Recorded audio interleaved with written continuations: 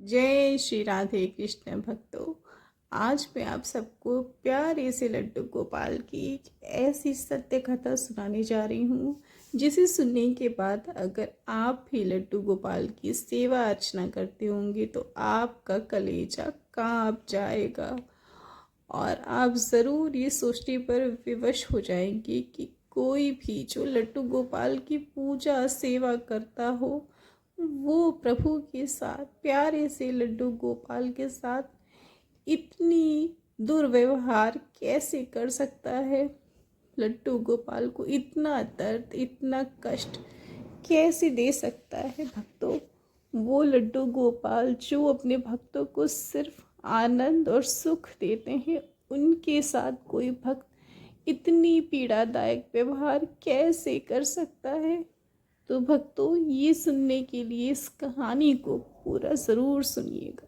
ये कथा है एक महिला की जो अपने पति के साथ दिल्ली में रहती थी। उसके विवाह को 9 वर्ष हो चुके थे, लेकिन उसकी गोद अभी तक सूनी थी। वो बहुत निराश रहती, बहुत रोती। बाज कहकर लोग उसे बुलाने लग गए थे और इस शब्द को सुनते ही उसका कलेजा जैसे छल्ली हो जाता था। हर जगह उसे ये ताने सुनने पड़ते थे। बाज शब्द के ताने सुनते सुनते वो अंदर से टूट चुकी थी, बिखर चुकी थी। वो दिन रात रोती और भगवान से ये शिकायत करती कि भगवान, मैंने किस जन्म में ऐसे कौन से कर्म किए हैं कि मेरी गोद आज तक सूनी है। आपने अभी तक मेरी गोद नहीं भरी। क्या मैं इतनी बुरी हूँ? सबके एक संतान, 2 संतान, 3 संतान है, लेकिन मेरी गोद खाली क्यों है भगवान? मुझे बताइए, मैंने ऐसे कौन से कर्म किए, कौन से पाप किए कि आप मुझसे इतना नाराज़ हो प्रभु। मुझ पर भी कृपा करो और मुझे लाल दे दो प्यारा सा। तुमसे मुझे और कुछ भी नहीं चाहिए, बस एक कृपा मुझ पर कर दो। वो महिला रोज़ रोती और अपनी भगवान से बस यही मांगती और मांगते मांगते रात में सो जाती। एक दिन उसके स्वप्न में राधा रानी आई और उसने कहा कि भक्त, तू मुझसे क्या चाहती है? जो भी चाहती है मुझसे मांग, मैं तुझे दूंगी। उस भक्त ने, उस महिला ने रोते रोते कहा, हे श्री राधे, मुझे और कुछ भी नहीं चाहिए। मुझे बस एक ही चीज़ चाहिए, मेरी गोद भर दे, एक सपूत, एक लाल मुझे भी दे दे जैसे तूने सबको दिया है। तो राधा रानी ने बोला, हे भक्त, मैं तो चाहती हूँ तेरी गोद को भरना, लेकिन तूने पिछले जन्मों में इतने बुरे कर्म किए कि आज इस जन्म में तुझे ये सब भुगतना पड़ रहा है। तो उस महिला ने कहा कि कर्म तो मुझसे हो गए हैं राधे, लेकिन अब मैं इन कर्मों को कैसे सुधारूं? आप ही मुझे रास्ता दिखाओ। तो श्री राधे ने उनसे बोला कि तू अपने घर पर श्री वृंदावन धाम से एक नन्हे लड्डू गोपाल को लेकर आ और दिन रात उनकी सेवा कर, एक नन्हे से बालक की तरह।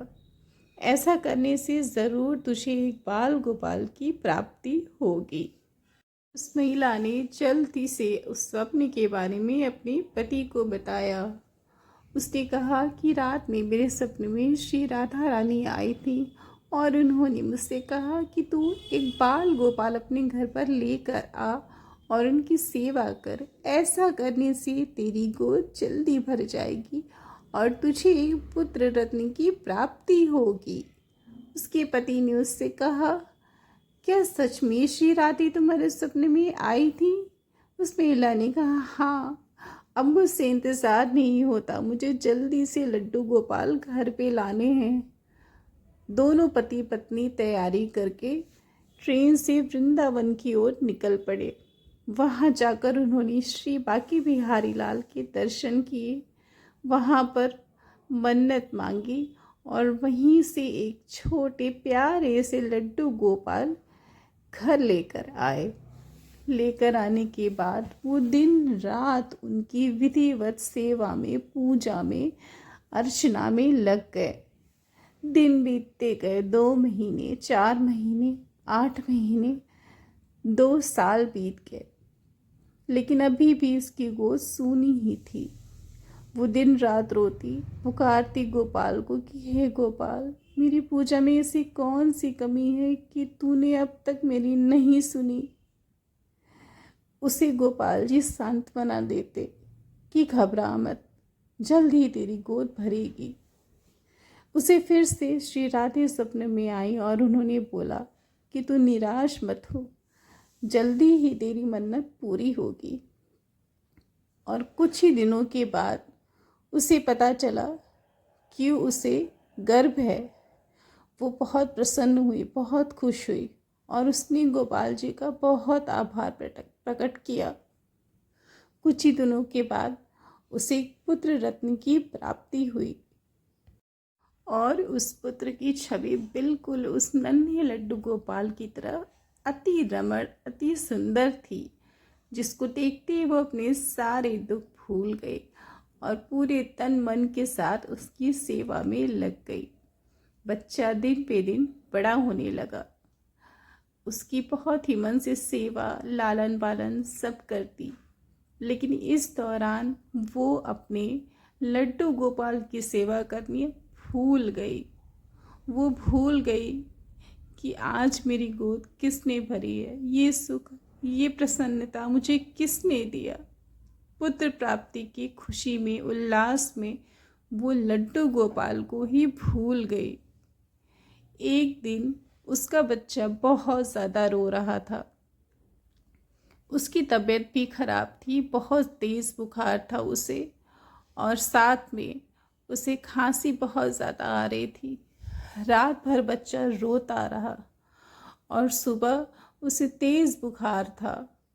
दोनों पति पत्नी उसे लेकर डॉक्टर के पास गए।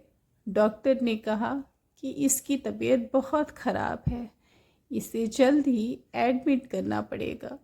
बच्चे को एडमिट कर वो घर पर आई तो लड्डू गोपाल की सेवा से बचने के लिए क्रोधित होकर लड्डू गोपाल को उठाकर जमीन में गड्ढा खोदकर उसके अंदर गाड़ दिया, दबा दिया, ताकि उसे लड्डू गोपाल की सेवा ना करनी पड़े और वो सारा दिन अपने पुत्र की सेवा आराम से कर सके।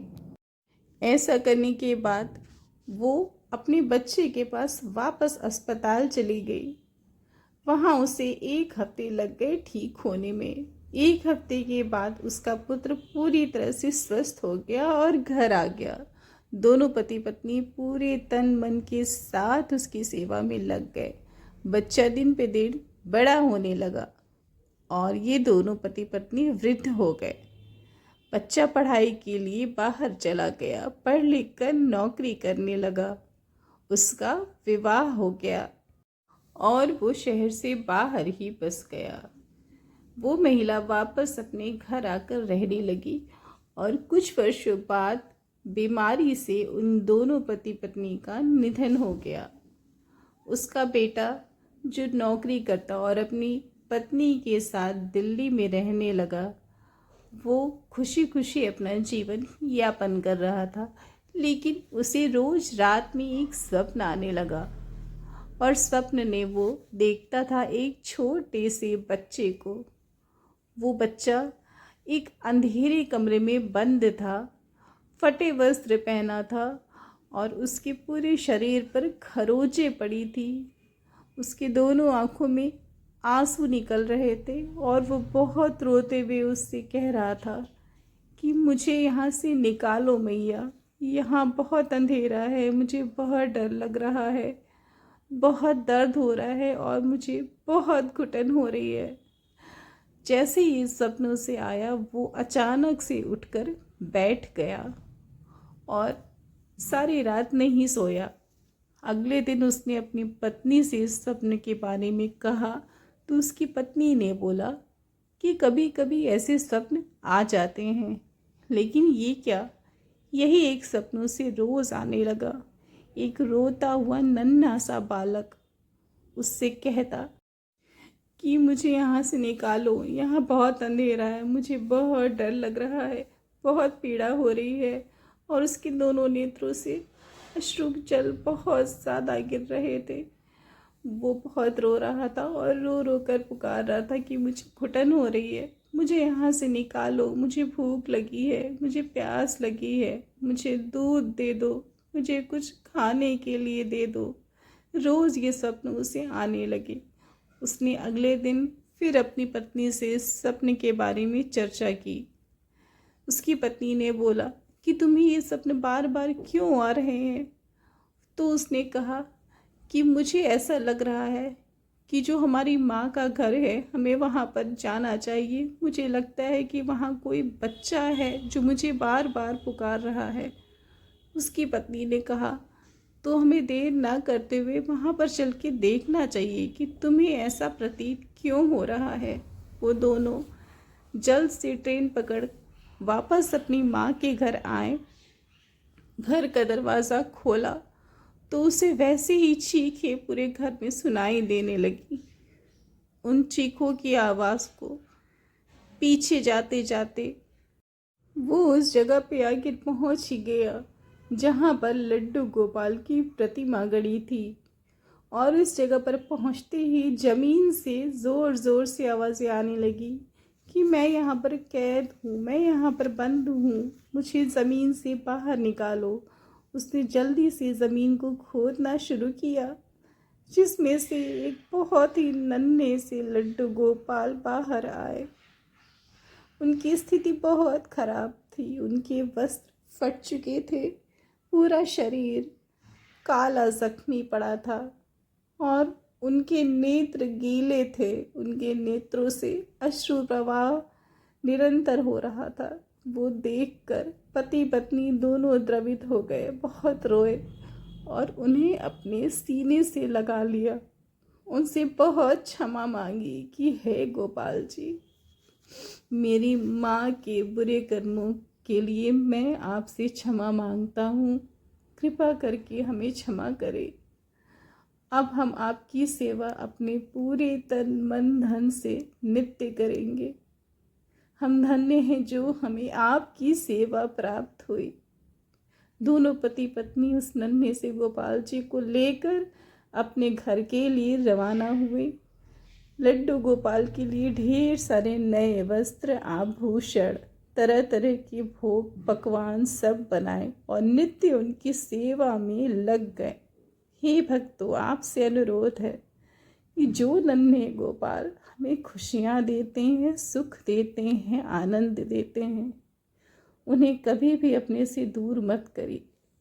वो हमसे कुछ भी नहीं चाहते, सिर्फ स्नेह और प्यार, और कुछ भी नहीं चाहते।